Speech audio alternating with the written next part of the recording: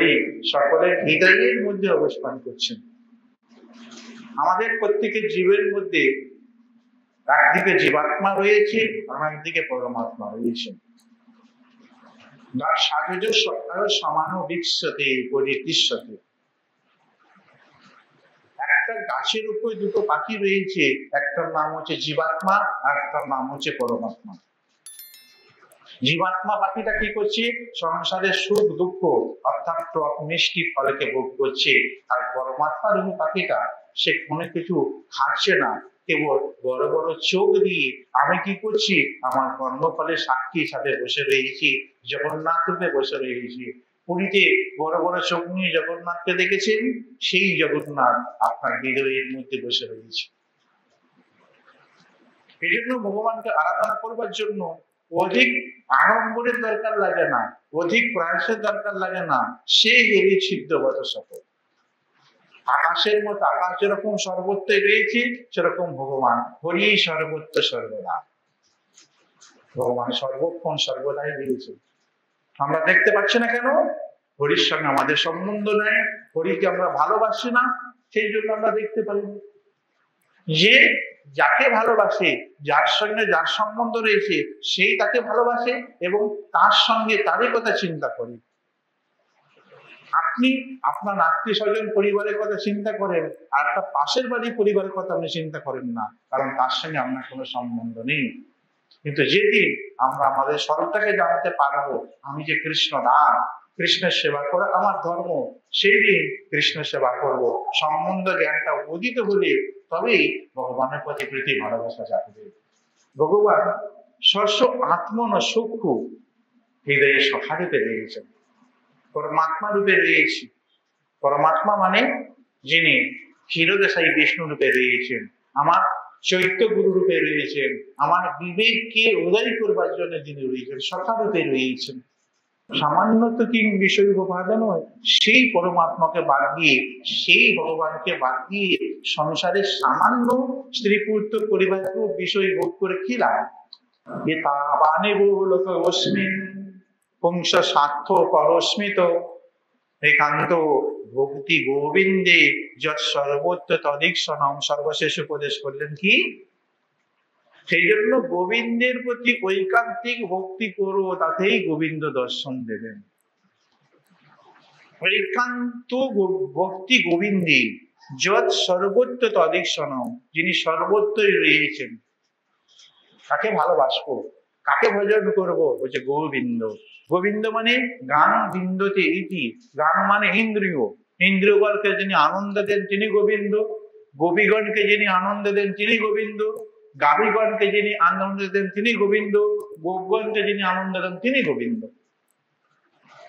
আমাদের ইন্দ্রিয়ের মধ্যে থেকে ইন্দ্রিয়গণকে আনন্দ দিচ্ছেন, ভগবানের কথা শুনছি, আমাদের কান আনন্দ পাচ্ছে, কানের মাধ্যমে হৃদয়ের মধ্যে প্রবেশ করছে, সে আনন্দ পাচ্ছে। এই জন্য ভগবান গোবিন্দ। গোবিন্দ দামোদর মাধব রয়েছে, গোবিন্দ দামোদর মাধব কত নাম রয়েছে, গোপিকাগণ এই বলে তাকে সম্বোধন করে থাকে। ভগবান বেশি খুশি হন যখন তাকে পরিকর বাচক নাম নিয়ে ডাকা হয়। ওই জন্য যশোমতী নন্দন ভুজ বড় না বড় গৌপুর রঞ্জন পায়। পিতার সম্বন্ধে যখন ডাকা হয়, নন্দনন্দন যশোদানন্দন দেবকী নন্দন রাধা বল্লভ রাধাকান্ত, ভগবান অধিক আনন্দিত হন তখন।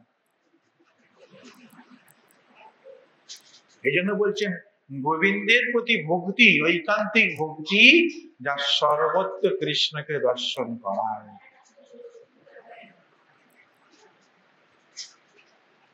এই এত সমস্ত কিছু কথা প্রহ্লাদ মহারাজ সেই গুরুকুলের ছাত্রদেরকে, অসুর বালকদেরকে বললেন।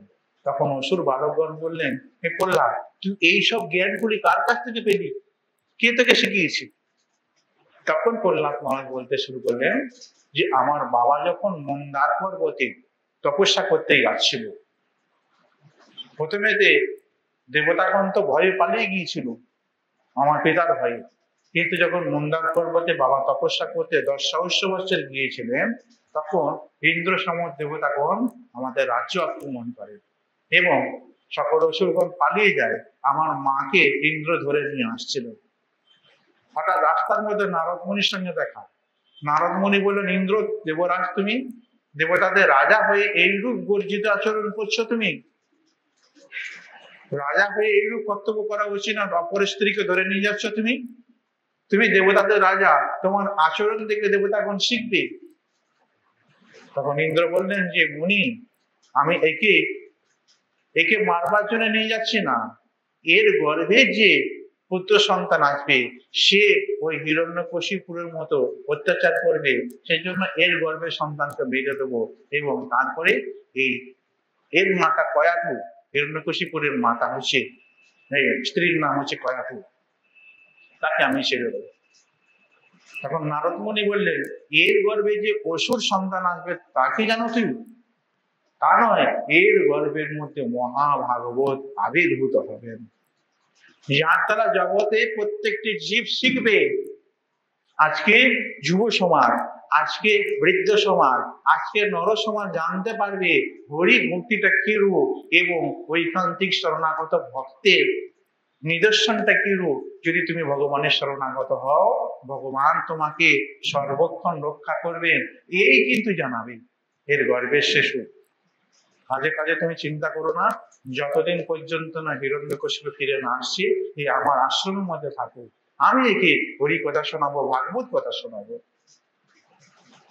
কল্যাণ মহারাজ বললেন, আমি সেই সময়ে নারদ মুনি মাকে ভাগবত কথা বলতেন, আর আমি মাতৃ গর্ভের মধ্যে থেকে ভাগবত কথা শ্রবণ করেছিলাম।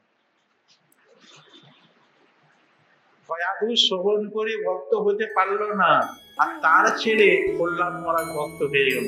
সেই জন্য শুধু শুনতে বসলেই যে শোনা হয় তা নয়।